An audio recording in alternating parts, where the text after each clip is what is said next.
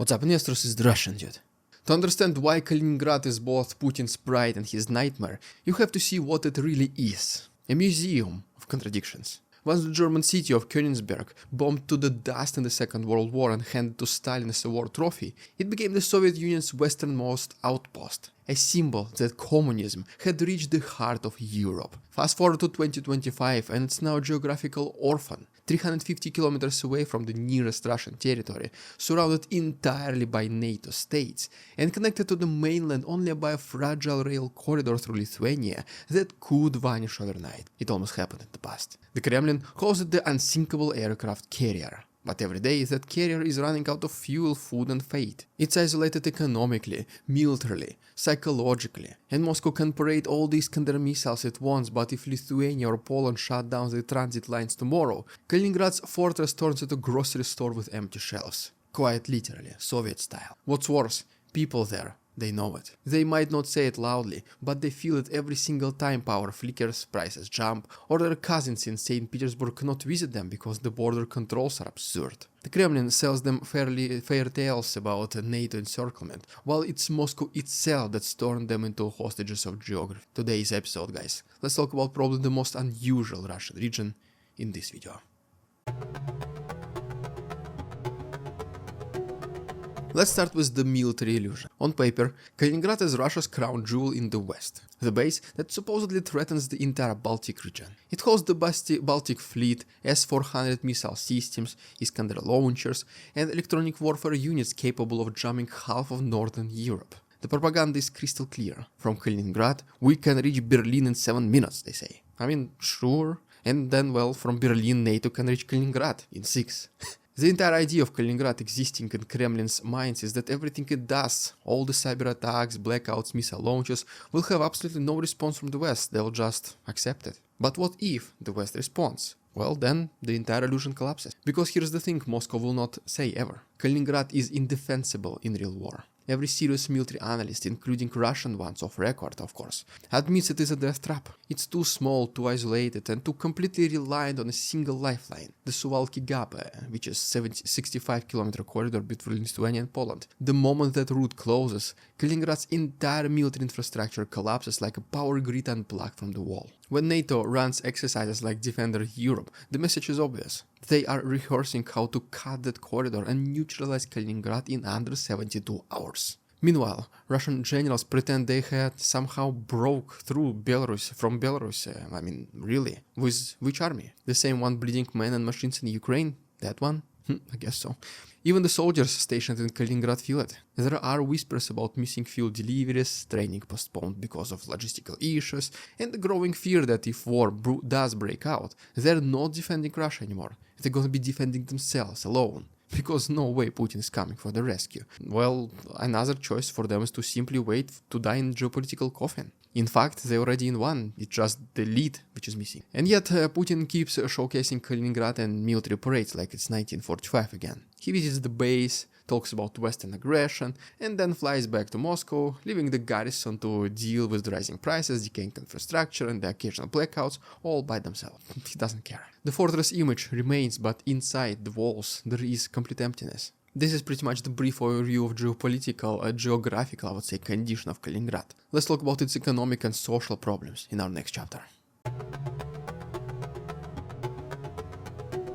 Now let's focus on daily life, because behind the military slogans is a city struggling to breathe. Kaliningrad used to survive on trade with Europe. Polish markets, Lithuanian imports, European tourism, all that kept the local economy kinda semi-alive. Then sanctions hit. Moscow's retaliation made it even worse. Well, suddenly the only trading partner left was Moscow. Except Moscow is 700 kilometers away through hostile territory. The region's special economic zone, once a promising hub for car manufacturing, electronics, now it's obviously ghost shell. Foreign investors fled. Factories that assembled BMWs and television sets now collect dust. In 2021, Kaliningrad's average monthly income was around 45,000 rubles. 25, with inflation and food shortages into consideration, it's closer to 38,000. But good luck finding even that, because real unemployment has quietly doubled and not too many people talk about it. So what's the government solution then? Well, the same old trick. Militarize the economy. Build barracks, not schools. Hire construction crews for defensive fortifications,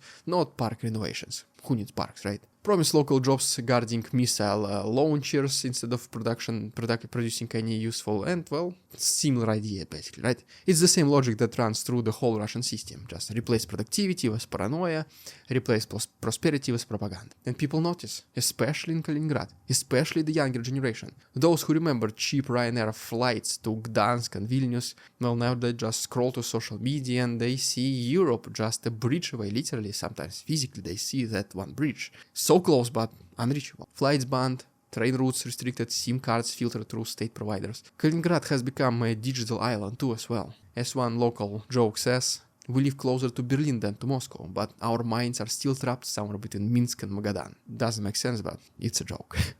It's funny until you realize, well, it's true. The region that should have been Russia's window to Europe has turned into its mirror, reflecting everything broken inside back to the Kremlin's empire. Before we talk about the biggest danger to the region, the so-called Baltic trap, let's briefly overview political situation of the region in our next chapter. Of course, Putin does not see it that way. Or maybe he does, and well, that's what terrifies him. Kaliningrad for him is not about citizens, it's about symbolism, because losing it would be like watching the ghost of the Soviet Union crumble one province at a time. So his approach is quite simple, I guess. Double down on control, what else would you expect, right? The region's governor, for example, Anton Alikhanov, is one of the youngest in Russia. Handpicked, obviously, loyal and terrified of improvisation. His job is not to solve problems, it's to deny they exist in the first place. That's it. The entire job responsibility. He delivers Moscow-style speeches about growth, tourism, patriotism, while quietly begging the Ministry of Transport to subsidize flights and Energy Ministry to keep the lights on. The local media, utterly nurtured. Any talk about supply shortages or separatist sentiments gets deleted faster than you can say Roskomnadzor. When Lithuania briefly restricted rail transit in 2022, Kremlin TV screamed about blockade. But after European mediation restored cargo access, the story vanished. Because the Kremlin could not afford to admit how dependent Kaliningrad really is on these same hostile neighbors. Even the Orthodox Church is drafted into the illusion, forced to do so. Priests preach, for example, about Kaliningrad as the spiritual bastion of Russian civilization in Europe. Except, well, there's little spirit left when half the youth are trying to move to Moscow and the other half just dream of Poland. Nobody wants to stay there. Here is the deeper irony now then, that the people most loyal to the Kremlin there inside Kaliningrad are not locals. They're the officials transferred from other regions. Bureaucrats who know that failing assignments in Kaliningrad means exile to somewhere worse. These are the people. So well, what else they have to do except just to play along?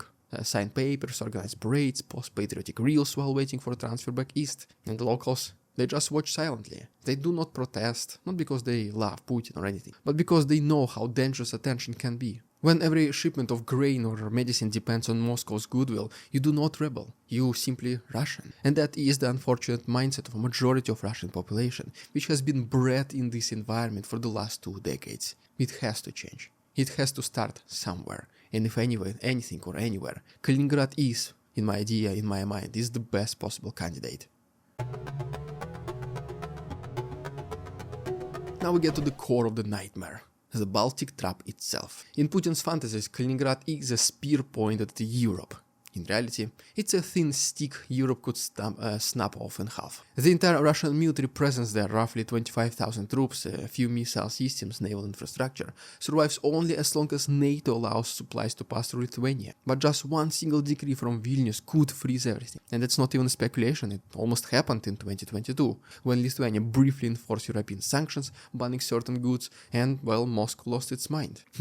Russian state TV threatened nuclear retaliation over, guess what? Blocked shipments of steel and cement. Putin's superpower nearly declared war because one Baltic country followed customs law. Simple as that. That's how fragile the entire setup is. NATO of course knows it. That's why every major exercise from Poland to Estonia now includes scenarios for isolating the Kaliningrad so-called group. The alliance strategy is not offensive, it's mathematical. They have mapped every single supply road, every radar station, every fuel depot. If conflicts does erupt, Kaliningrad does not get bombed immediately. It gets totally separated and starved. And yet, Moscow keeps building more military toys there, as if adding missiles fixes geography somehow. It's the same denial that fueled the Ukrainian invasion. The belief that aggression equals strength. But the geography does not care, simple as that. Kaliningrad is a pocket still surrounded by 60 million NATO citizens and 0 Russian. Even ordinary Russians are starting to realize the absurdity. Social media posts from residents talk about shortages of everything, literally, from diapers to car parts. A popular one post reads as following, for example. In 2022, they promised would be the western gate of Russia. Now we're just the last outpost before the abyss. What's Putin's answer to all this? More threats, of course. He talks about deploying tactical nukes in the region as deterrents. Except that makes things even worse. If Kaliningrad ever hosts nuclear warheads again, it instantly becomes NATO's top priority target. A shield, Putin says, well, more like a bullseye. Meanwhile, Lithuania, Poland and Finland quietly fortify their own borders, build anti-air systems and station troops nearby. They do not boast, they do not show off, they just prepare, simple as that, in silence, quiet. Because everyone in the Baltics knows something Putin refuses to admit. Kaliningrad is not an asset anymore, it's leverage, waiting to be used against him. And who knows, maybe, just maybe, if some confrontation between the West and Kaliningrad does erupt, the locals will not be exactly opposing being liberated, I think. After all, these are the Russian people who need to be saved. Well, there you have it, guys. If you haven't done so already, please subscribe to my channel for more videos like this. Happy weekends. If you want to support our work, the links down below. For example, PayPal donations and Patreon memberships, which greatly help what we do here on YouTube. For this, guys, thank you so much. Check the links down below. Thanks so much for watching. See you on Tuesday.